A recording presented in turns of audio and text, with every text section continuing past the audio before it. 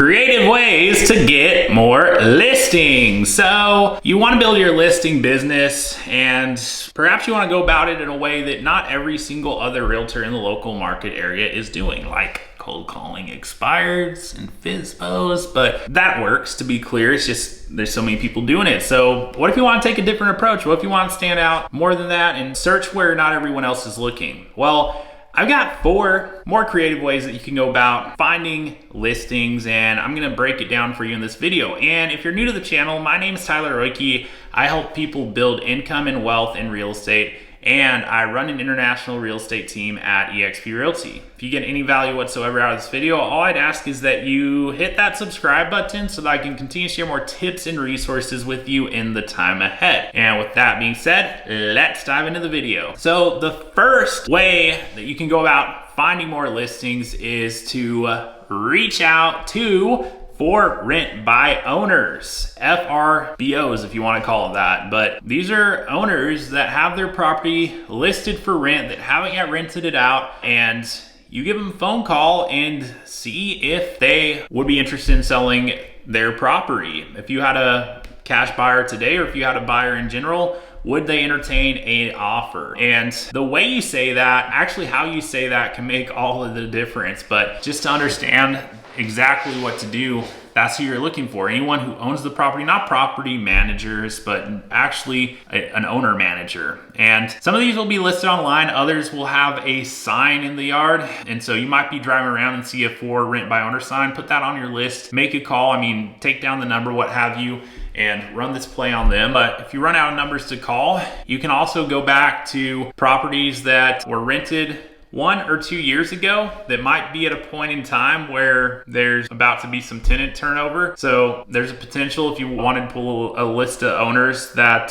did that. So properties that were previously rented. Also absentee owners. If all else fails, pull the list of absentee owners, which, to be clear, not all else will fail. I'm just saying you might run out of numbers to call short of anything new popping up. But kind of between those 3 things, that's how you can really focus on prospecting landlords and really honing in on the ones that are managing their own properties, because there's going to come a point sooner or later where there's vacancy, there's pain, maybe there's some tenant turnover, and they're going to be assessing at that point whether or not they want to continue forward managing this property, or if it's best to take the equity run and maybe buy another property with it or move on with it. And so you can be the one that starts that conversation. And if you're doing that, that's a less frequently called list than what most realtors are doing. The second way you can go about finding more listings is to leverage buyers. And I don't see enough people doing this. There's a huge opportunity if you wanted to take a buyer, someone you were actually working with, you have their criteria dialed in, and go prospect for listings with it. And I mean, you might just find a house for your buyer in the process. That's the cool part of this. It's a win-win either way. But even if you didn't, even if it weren't a perfect match for your buyer, if you have a buyer looking for something, you prospect. But like, here's the key with that conversation, you don't want to focus too much on exactly what it is your buyer is looking for. You want to have that as a conversation starter with the owner to see if they would even be open to that point. And from there, you can assess whether or not it's the right fit for your particular buyer. But even if it's not, that's a conversation to be had as far as how you can get in front of more of the right people and ultimately get them what it is that they're wanting, which is probably to get to where it is they're going next from here. And you can help with that in a very pivotal way if their house isn't already listed, and to where you can actually have that kind of dialogue with them. And so this works for pending listings too. So say you wanted to take a property that you did get under contract, especially a multiple offer situation, that's where this would truly apply. Say you had multiple offer situation, you had 5 offers, you accepted 1. There's 4 buyers that didn't get their offer accepted. They're still looking for a home. And so that's a piece of information that you could leverage to initiate a conversation with other homeowners in the area to see who would be open to receiving an offer for their home. You've got 4 buyers that couldn't get their offer accepted because there was only 1 house to sell. Do they or any of their neighbors or friends know anyone that would be interested in receiving an offer for their home? Again, the dialogue will go a long way with that, but the point is you're initiating conversations and leveraging a buyer that either you have, or a case where there were multiple offers and now there's other buyers that still need a home, and you could help find one in the process and potentially help a seller actually get to where it is they're wanting to go in the process as well. And this can work too, online or offline. I mean, offline, it's hitting the phones, it's knocking the doors. That could be your conversation starter. Online, there could be an ad that you run related to this. So think of what the creative could look like if you're applying the concept I'm telling you. But there's a couple different approaches for you there, but leverage those buyers to go and find some more listings. Third way you can go about finding listings is door knocking, expired, and FSBOs. So I wanted to throw this in there because it's an approach that not a whole lot of people will put the effort into. I mean, mostly it's going to be realtors calling expires and for sale by owners. It's going to be very rare, very few that actually go to the door and knock on the same exact potential listing opportunities. So if you do this, here's what you want to do. You want to bring a gift. You want to bring something of value if they answer the door and if you have a positive conversation with them. So bring a gift. And if they don't, leave a note with the personal touch if they don't answer. So you don't need to leave a gift or anything, but leave a note with the personal touch. Handwrite something to them that, if nothing else, will spark their curiosity enough so to give you a call back and begin a conversation with you. So again, think of the creative, what you could do. It doesn't have to take a whole lot of time, and you can go to these properties. If you have a few that you're gonna knock in a day, you can have a handwritten note prepared in case they don't answer, which a lot of them won't. It's just the odds. You'd be doing good if about a third of them answer. That's just about what it's gonna be. And so I'd expect that. And so be prepared with it. But the whole point is you want to initiate a conversation and you want to stand out among the other agents doing it. And this strategy will effectively do that, because you'll stand out amongst everyone who's making the phone calls. You'll stand out in a way that probably none of them do because they didn't take this extra step, literally. But the fourth way you can go about getting more listings is garage sales.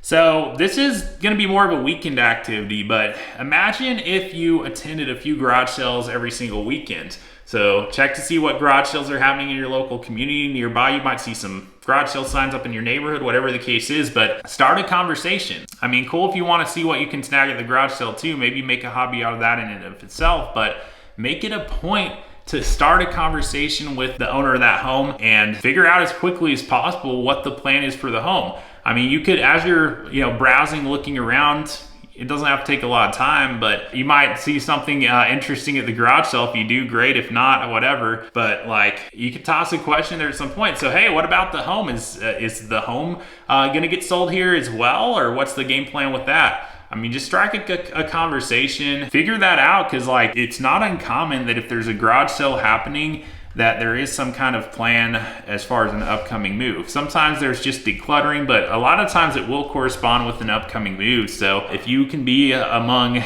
the few people that come in that day and truly inquire about the home, that could actually go a long way. And what you're looking for isn't someone who is necessarily ready to list right here, right now, but it's more of starting a dialogue and then staying in touch with that person until they're ready to take those next steps forward with that home sale. Because whoever is going to help them with that is more than likely going to be the real estate agent who is closest in proximity to them when that time comes. And so that could very much be you if you do a great job of staying connected and adding value between that day you meet them and whenever it comes time for them to get that home on the market. So those are the 4 creative ways I have got as far as how to get more listings. In summary, go after for rent by owners.